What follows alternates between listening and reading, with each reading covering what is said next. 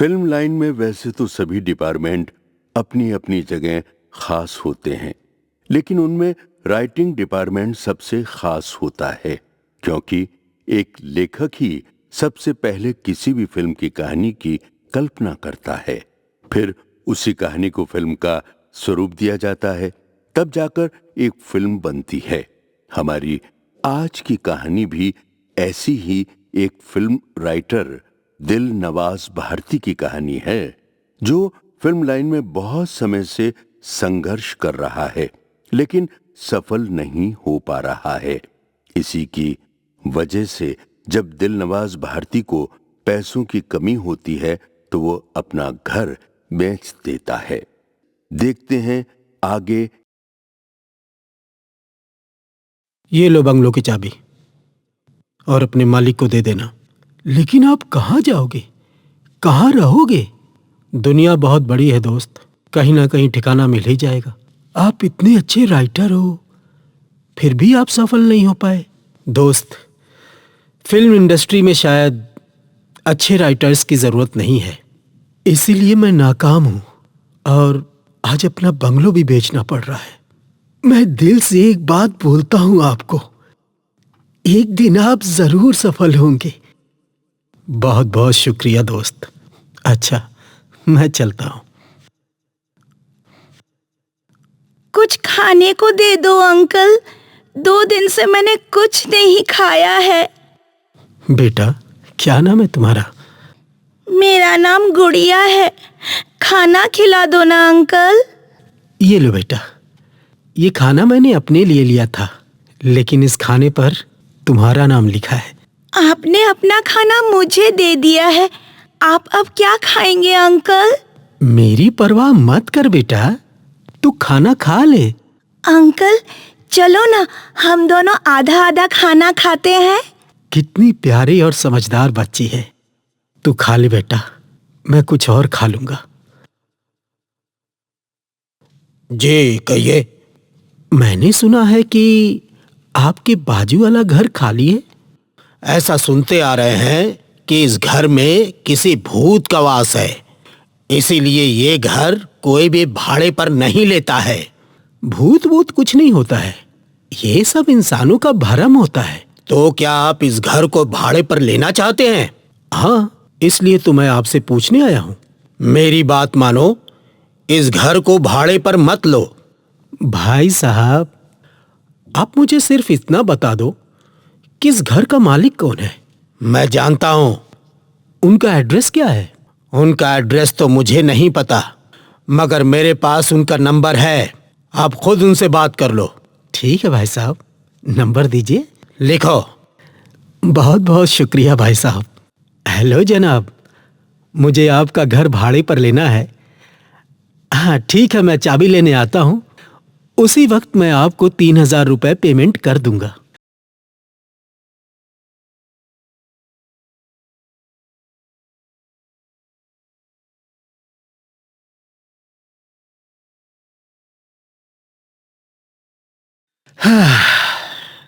चलो, रहने का तो बंदोबस्त हो गया। घर छोटा है मगर मेरे लिए ठीक है। बहुत थकावट सी हो रही है, थोड़ा आराम कर लेता हूं।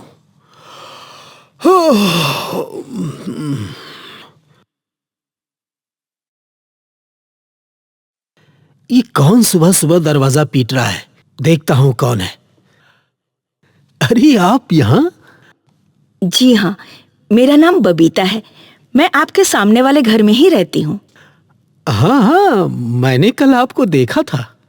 वैसे मेरा नाम दिलनवाज भारती है, मैं आज ही यहाँ शिफ्ट हुआ हूँ। इसीलिए तो मैं आपसे मिलने आई हूँ।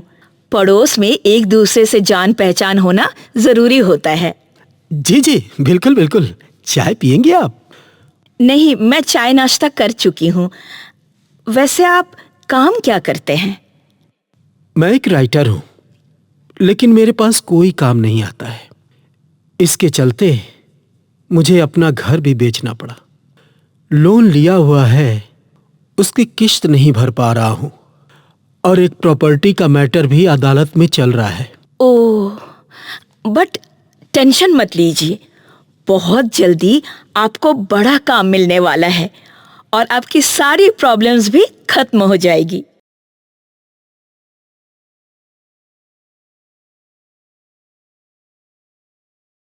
हेलो, दिलनवाज भारती जी बोल रहे हैं? जी, मैं दिलनवाज भारती बात कर रहा हूं।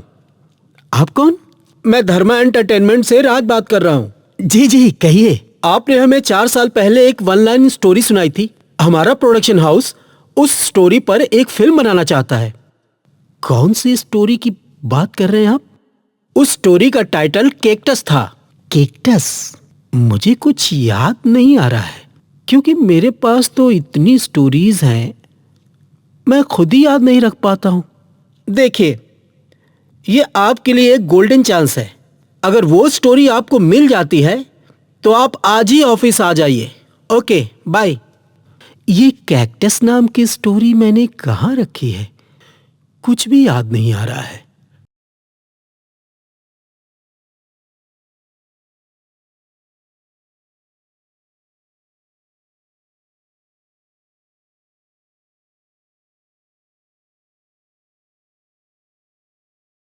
अरे वाह, ये तो वही स्टोरी है।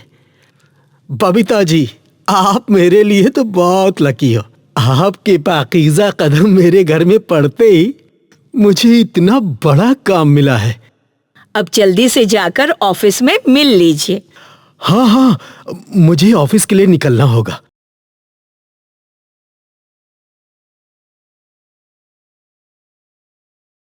क्या बबीता नाम की लेडी के अंदर ऐसा कौन सा चमत्कार था जिसकी वजह से दिलनवाज भारती के बिगड़े हुए काम बनने शुरू हो गए थे? बबीता ने दिलनवाज के मोबाइल को घूरा तो दिलनवाज को राइटिंग के सिलसिले में फोन आ गया। उसके बाद कैक्टस नाम की स्टोरी की फाइल नहीं मिल रही थी। बबीता ने अलमारी को घूरा तो कैक्टस नाम की स्टोरी की फाइल भी मिल गई। लेकिन एक बात समझ में नहीं आई, ये बबीता अचानक गायब कैसे हो गई? खैर, अब दिलनवाज ऑफिस में मीटिंग करता है और मीटिंग सक्सेसफुल होती है। हेलो दिलनवाज भारती जी।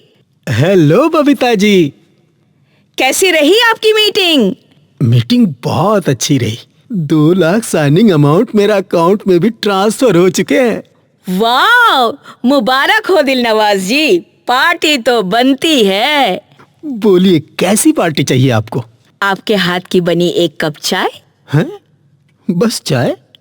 आप कहो तो कुछ होटल से ऑर्डर कर दूं? नहीं नहीं, टी पार्टी ही मेरे लिए बहुत है। तो आइए मेरे साथ, गर्मा गर्म चाय बनाकर पिलाता हूं आपको। ये औरत कोई साधारण औरत नहीं लग रही है। जब से ये दिलनवाज को मिली है, तब से एक के बाद एक दिलनवाज के सारे रुके हुए काम बनते जा रहे हैं। क्या इस औरत के पास कोई दिव्य शक्ति है या फिर कोई जादुई ताकत है? आखिर क्या है इस औरत का रहस्य? देखते हैं आगे ये औरत क्या करिश्मा करती है। ये रही आपकी tea party. Thank you. You are most welcome. क्या बात है दिलनवाज जी, आप तो कमाल की चाय बनाते हैं। थैंक्स। अच्छा दिलनवाज जी, आपकी स्टोरी पर जो फिल्म बनेगी वो कब तक स्टार्ट होगी? जब तक बॉन्ड स्क्रिप्ट रेडी नहीं होगी तब तक फिल्म स्टार्ट नहीं हो सकती। Okay okay. अच्छा, वो लोन की किश्त का क्या हुआ? मैंने आज ही लोन का पूरा पैसा चुका दिया है। अब देख लेना, आपका जो प्रॉपर्टी के मैटर का केस अदालत में चल रहा है, उसका फैसला भी आपके हक में ही होगा। अल्लाह करे आपकी बात सच निकले। हेलो। हाँ वकील साहब। क्या आप सच कह रहे हैं?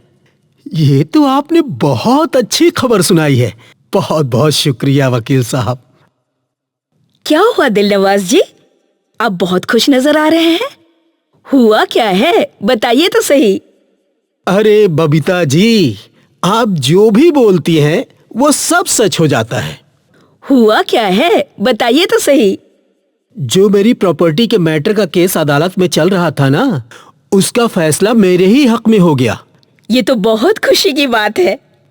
अच्छा बबीता जी, मैं किसी की मदद करना चाहता हूँ, क्योंकि अल्लाह ने मुझे इतना पैसा अचानक दे दिया है। अब देखो ना कि मेरा लोन भी चुकता हो गया है और प्रॉपर्टी का मैटर भी खत्म हो गया है। तो बबीता जी, मुझे किसी लाचार और मजबूर की मदद करनी चाहिए ना? आप तो ऑलरेडी किसी की मदद कर चुके हैं। नहीं, अभी तक तो मैंने किसी की कोई मदद नहीं की।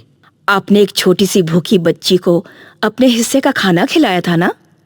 ये भी तो बहुत बड़ी मदद होती है।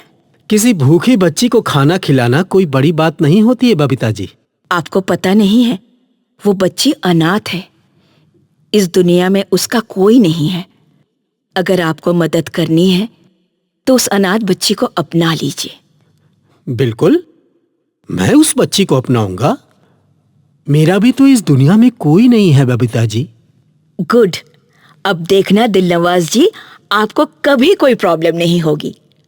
थैंक्स। अच्छा दिलनवाज जी, अब मेरे जाने का टाइम हो गया है। अब मैं चलती हूँ। बाय। ओके, अल्लाह हाफिज बबीता जी। अरे बेटा, मैं कब से तुम्हें ढूंढ रहा हूँ। क्यों? खाना खिलाने के लिए ढूंढ रहे हो मुझे अंकल? अब मैं तुम्हें रोज खाना खिलाऊंगा और नए नए कपड़े भी ला कर दूंगा। पक्का ना अंकल? एकदम पक्का बेटा, लेकिन उसके लिए तुम्हें मेरे साथ मेरे घर पे रहना होगा। ठीक है अंकल, मैं तो वैसे भी फुटपाथ पे ही सोती हूँ। आज से तुम फुटपाथ पे नहीं, बेड पे सोना बेटा। आप बहुत अच्छे हो अंकल। अब घर चले बेटा।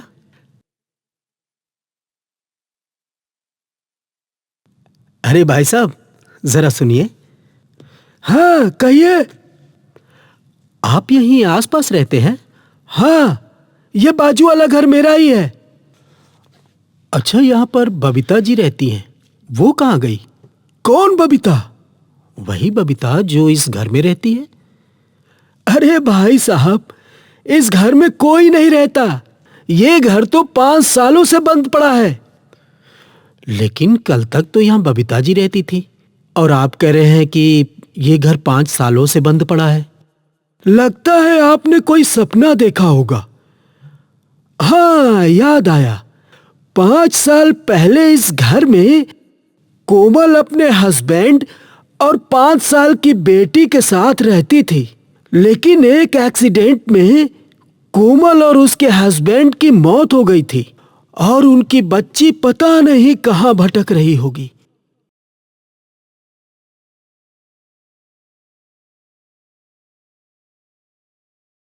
दिलनवाज जी, ये आदमी बिल्कुल सही बोल रहा था। मैंने आपको अपना नाम गलत बताया था। दरअसल मेरा नाम बबीता नहीं, कोमल है। मैं अपने हस्बैंड के साथ एक एक्सीडेंट में मर चुकी हूँ। वो जो आपसे मिलती थी ना, वो मेरी आत्मा थी। और जिस बच्ची को आप अपने साथ लेकर आए हैं, वो मेरी बेटी है, गुड़िया। इसकी जिम्मेदारी अब आपके ऊपर है।